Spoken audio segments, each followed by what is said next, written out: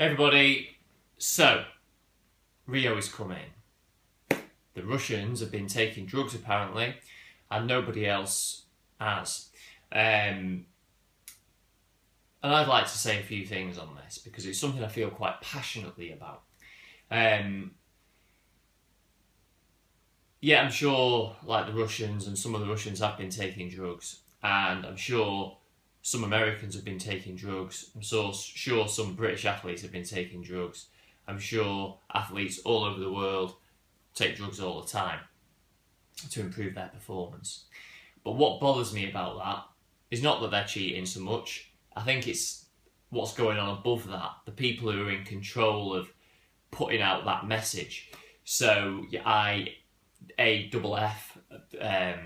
IOC, all these lot, basically it looks to me like they've come to some sort of decision that what they're going to do is look at who the public might think are the most corrupt, which sadly is probably kind of, in this case, the Russians, the Eastern Europeans. It's a bit like going back to the Rocky IV, was it?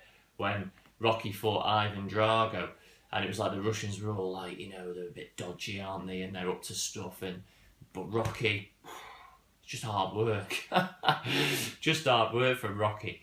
And I think that's kind of basically that's the message they're putting across.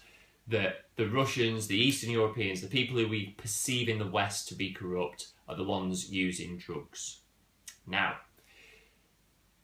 but we sometimes beat the Russians. Paula Radcliffe's got the fastest, got the marathon world record. The next person is a Russian, a few minutes behind. But Paula's clean, obviously. She's not tested positive. Neither did Lance.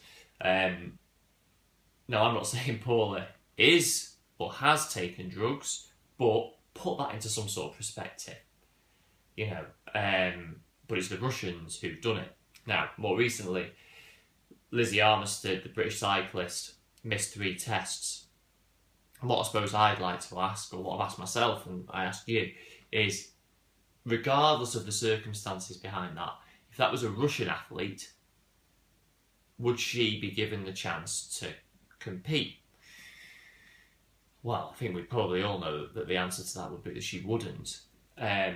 Whether or not her reasons are acceptable or not. They put a rule in place that if you miss 3 tests in a year, you can't compete. Whatever the circumstances. As it happens, she's gone to the Court of Arbitration and they've said that it wasn't her fault that she missed 3 tests, it was the drug tester.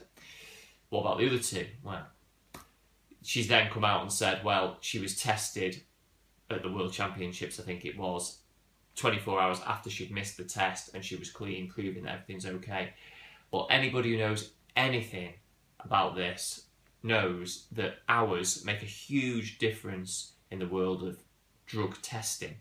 Some stuff's out of your system really quickly. So if you're 10 hours afterwards, there's no trace. But that doesn't mean you've not taken something.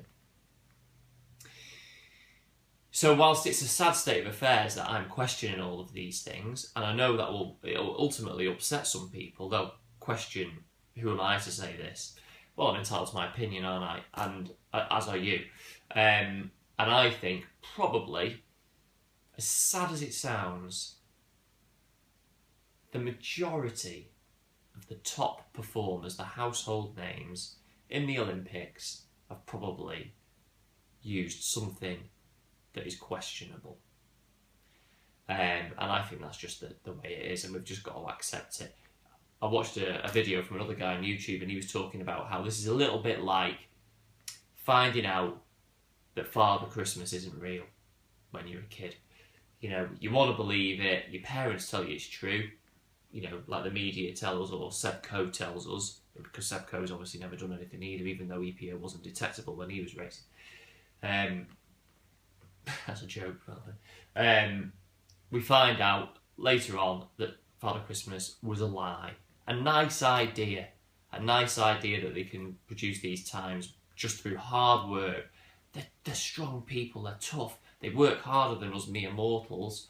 I mean, granted, they've got good genetics and they're probably, they have got talent, don't get me wrong, but I'm not sure talent's enough now not to be a gold medalist in the sports where there's real money and real fame as a result of winning.